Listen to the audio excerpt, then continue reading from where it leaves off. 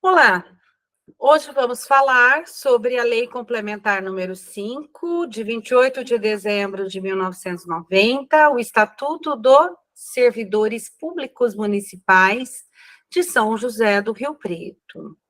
Em primeiro lugar, é preciso esclarecer que são requisitos básicos para ingressar no serviço público: a nacionalidade brasileira, o gozo dos direitos políticos, a quitação com as obrigações militares e eleitorais, o nível de escolaridade exigido para o exercício do emprego, a idade mínima de 18 anos e, principalmente, a boa saúde física e mental.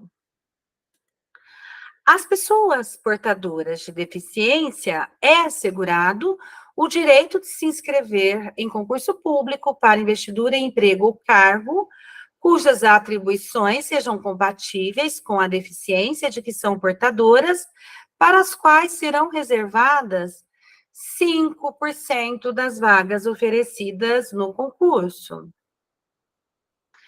Contratação. O que é contratação? Contratação é quando o candidato, que agora vai se tornar funcionário, faz aceitação expressa, né, por escrito, das atribuições, deveres e responsabilidades inerentes ao emprego público, com compromisso de bem servir, formalizada com a assinatura do termo pela autoridade competente e pelo servidor.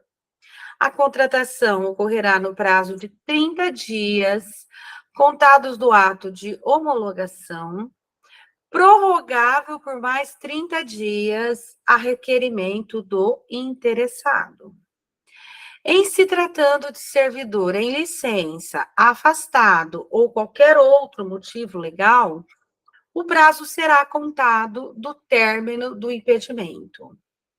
No ato da contratação, o servidor apresentará obrigatoriamente declaração de bens e valores que constituem seu patrimônio e declaração quanto ao exercício ou não de outro cargo, emprego ou função pública, ou seja, declaração se acumula ou não com outro cargo público.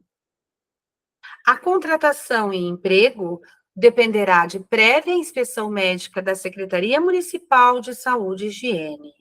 Só poderá ser contratado aquele que for julgado apto física e mentalmente para o exercício do emprego. As promoções obedecerão alternadamente ao critério de antiguidade e merecimento. As promoções deverão ser realizadas anualmente, desde que verificada a existência de cargos vagos.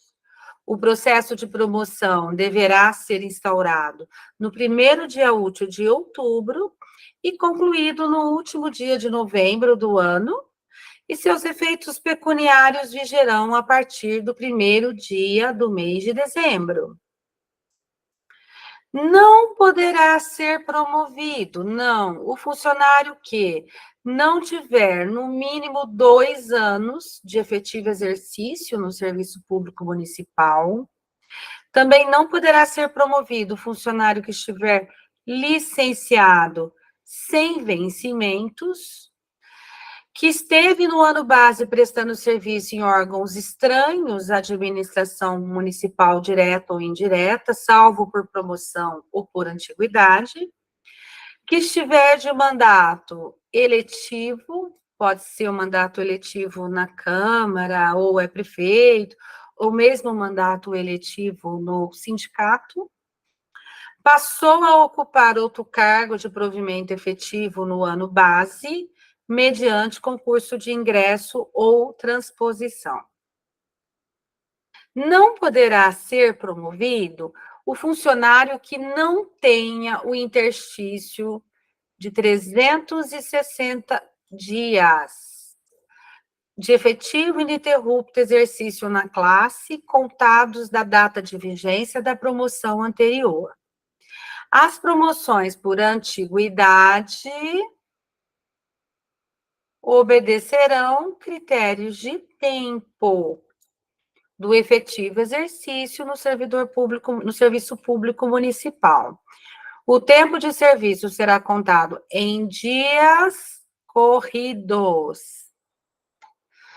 Merecimento. O que é merecimento? É a demonstração positivada do funcionário no exercício do seu cargo enquanto integrante de uma determinada classe e se evidencia pelo desempenho das atribuições que lhe são cometidas no cargo, bem como pelo seu aperfeiçoamento funcional resultante do aprimoramento do seu conhecimento. O merecimento de cada funcionário será apurado em pontos positivos e negativos. Não concorrerão à promoção por merecimento aqueles que, durante o período aquisitivo da promoção em tela, tiverem uma falta, importante aqui, uma falta injustificada, né? Falta injustificada é aquela que você não entrega atestado, você não justifica, ou 10 faltas justificadas. Então, é uma injustificada ou 10 justificadas. Isso talvez possa cair. E suspensão por qualquer período. A exoneração de cargo efetivo, ela pode se dar de duas formas: a pedido, que é quando o próprio funcionário pede, ou de ofício. De ofício é quando ele é exonerado pela administração, geralmente por ter cometido alguma infração grave. Então, qual seria essa infração grave? A exoneração de ofício, ela vai acontecer quando, não satisfeitas as condições de estágio probatório, a pessoa não passou no probatório, que são 3 anos o estágio probatório, ela pode ser exonerada. Quando, por decorrência de prazo, ficar extinta a punibilidade para demissão por abandono do cargo, e quando, tendo tomado posse, não entrar no exercício no prazo estabelecido. Quando da exoneração, o funcionário terá direito ao 13º e às férias. Poderá ser concedida licença ao funcionário por motivo de doença do cônjuge. Então, isso é muito importante, é uma coisa boa da Prefeitura de Rio Preto. Algumas prefeituras não consideram, infelizmente, mas se o seu cônjuge, companheiro, padrasto, madrasta, ascendente, descendente, enteado, colateral, consanguíneo, até 2º grau civil, mediante comprovação médica, pode ser concedida essa licença. De quanto tempo? Até 30 dias,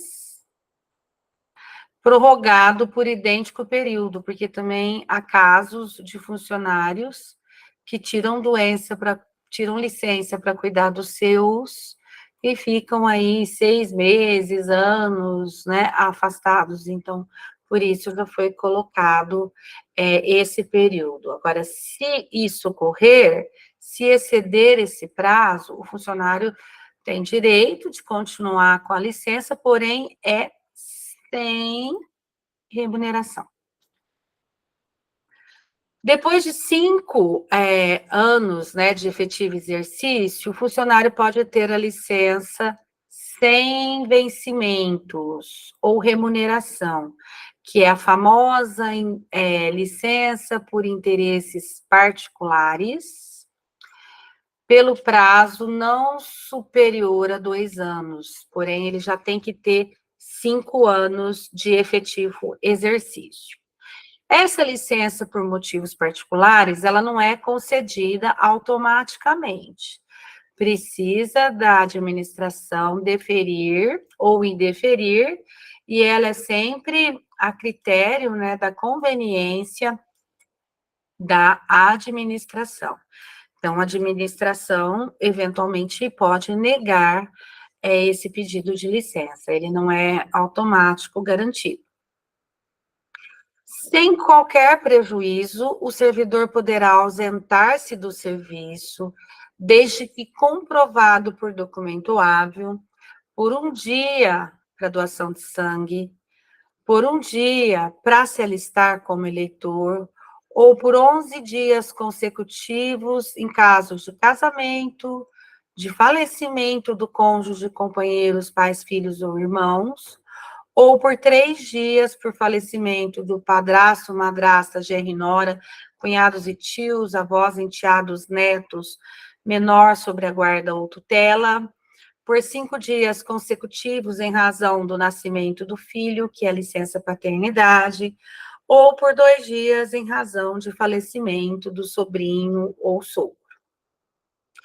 O funcionário será aposentado, primeira situação, por invalidez permanente, se essa invalidez for decorrente de acidente em serviço, acidente de trabalho, ou uma doença, uma moléstia profissional ou grave, ele aposenta com os proventos integrais, ele aposenta com salário integral, certo?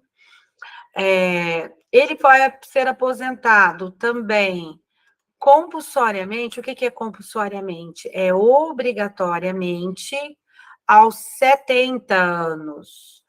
Então, aqui, essa idade constantemente está sendo questionada, né? Porque hoje as pessoas vivem mais e mantêm também sua capacidade produtiva por mais tempo. Porém, está na lei, por enquanto, a aposentadoria compulsória por 70 anos, com proventos proporcionais. Então, se ele for aposentado compulsoriamente e não completou o tempo necessário para a aposentadoria, que seria 35 anos para homem, 30 anos para mulher, ele aposenta com proventos proporcionais. Ou 30 anos para magistério, se for professor, e 25 anos, se for professora, com proventos integrais, né? A famosa aposentadoria especial do magistério, não tão especial aqui, porque, infelizmente, também ela faz diferença entre o professor e a professora, né? Lamentável aí essa diferença. Ele também pode se aposentar aos 30 anos de serviço em funções de magistério, que seriam direção, coordenação, né? Vice-direção, se homem, e 25 anos se mulher. Quer dizer, aqui a lei já admite, já entende que quem exerce função de magistério, mesmo que não esteja numa sala de aula, também tem direito à aposentadoria especial. Também pode aposentar por idade aos 65 anos, se for homem, e aos 60, se for mulher, com proventos proporcionais. Então, aposentadoria por tempo de serviço, proventos integrais. Aposentadoria por idade, proventos proporcionais. A lei também abre exceção para os 25 anos para o exercício da atividade de telefonista, independente do limite de idade. São deveres dos funcionários. Primeiro, exercer com zelo e dedicação as atribuições do cargo, emprego ou função, ser leal às instituições que servir, observar as normas legais e regulamentares, cumprir as ordens superiores, exceto quando manifestadamente ilegais. Isso quer dizer, se a sua chefia pedir para você fazer algo ilegal, você não é obrigado, não deve, né, cumprir ordens superiores se essas ordens forem ilegais. Atender com presteza. ao público em geral, prestando as informações requeridas, ressalvadas aquelas informações que são protegidas por sigilo, a expedição de certidões requeridas para defesa de direito ou esclarecimento de situações de interesse pessoal e das requisições para a defesa da fazenda pública. Também é dever do funcionário levar ao conhecimento da autoridade superior as irregularidades de que tiver ciência em razão do cargo, emprego ou função, zelar pela economia do material e conservação do patrimônio público, guardar sigilo sobre assuntos da repartição, manter conduta compatível com a moralidade administrativa, ser assíduo e pontual ao serviço, tratar com urbanidade as pessoas e representar contra a ilegalidade ou abuso de poder. Ao funcionário público é proibido ausentar-se do serviço durante o expediente sem a prévia autorização do chefe imediato. Retirar, sem prévia anuência da autoridade competente, qualquer documento ou objeto da repartição. Recusar fé a documentos públicos. Opor resistência injustificada ao andamento de documento e processo ou execução de serviço. Promover manifestação de apreço ou desapreço no recinto da repartição.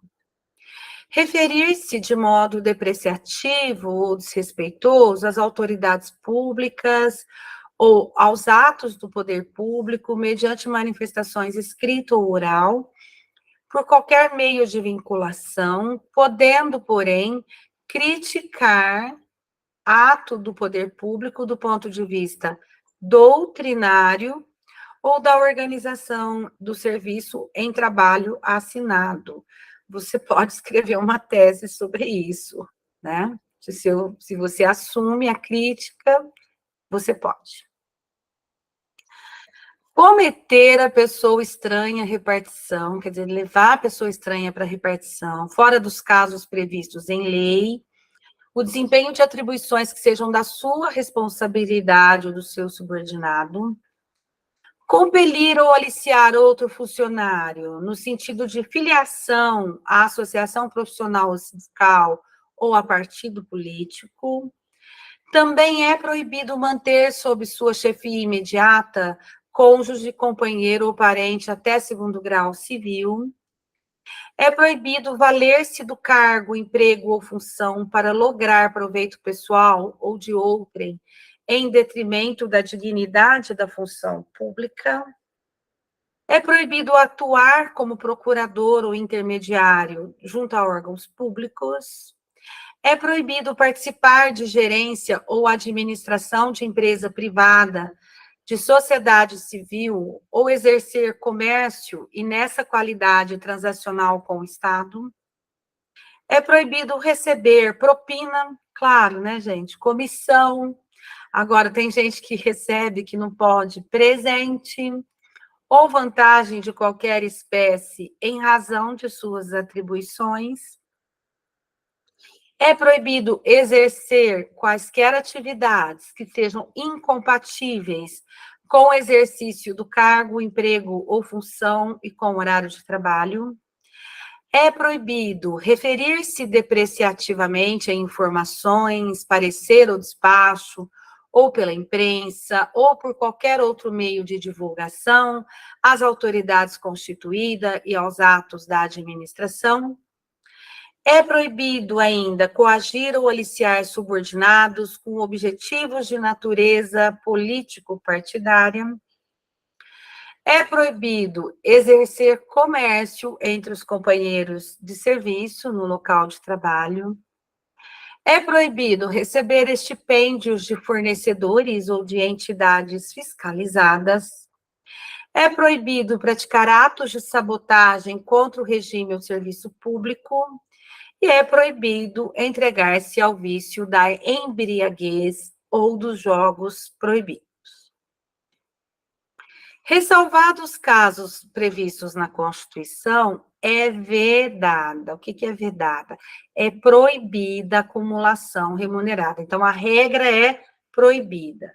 Quais são as exceções? A Constituição estabelece 2 cargos de professor, 2 cargos de profissional da saúde, ou 1 cargo de professor e 1 de técnico.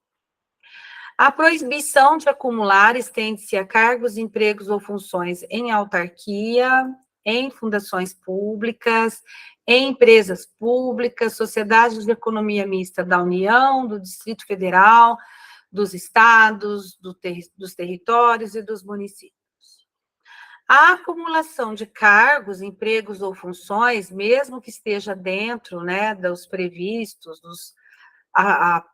autorizados pela Constituição, ela depende ainda da compatibilidade de horários. Por exemplo, 2 cargos de professor é compatível, mas esses cargos têm que ser em horários diferentes, inclusive com 1 hora, no mínimo, aí para trânsito, né, dependendo do local. São penalidades disciplinares: advertência, suspensão, demissão, cassação da aposentadoria ou destituição de cargo em comissão. Na aplicação das penalidades, serão consideradas a natureza e a gravidade da infração cometida, os danos que dela provierem para o serviço público, as circunstâncias agravantes ou atenuantes e os antecedentes funcionais.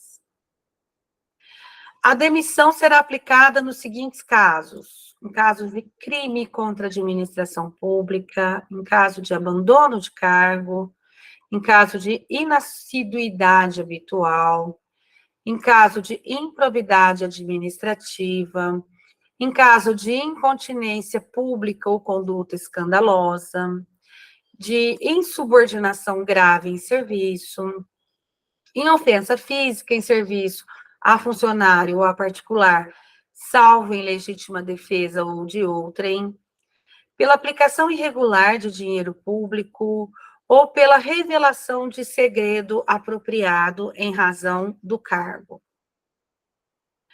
Também pode ser demitido por lesão aos cofres públicos e dilapidação do patrimônio nacional.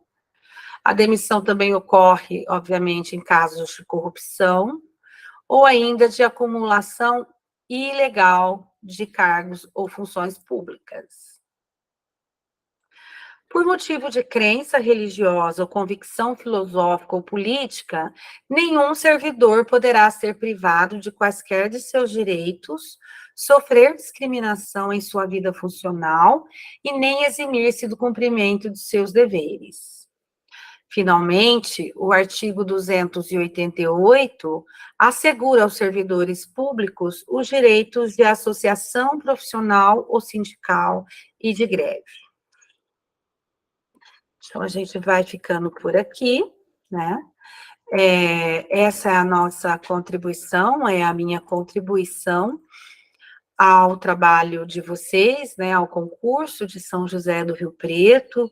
Eu espero poder ter ajudado. Obviamente ficaria muito extenso falar do estatuto inteiro, então foi uma breve síntese, que eu espero poder ajudar vocês caso caia uma questão dessa na sua prova. Então, um grande beijo a todos e uma excelente prova para vocês.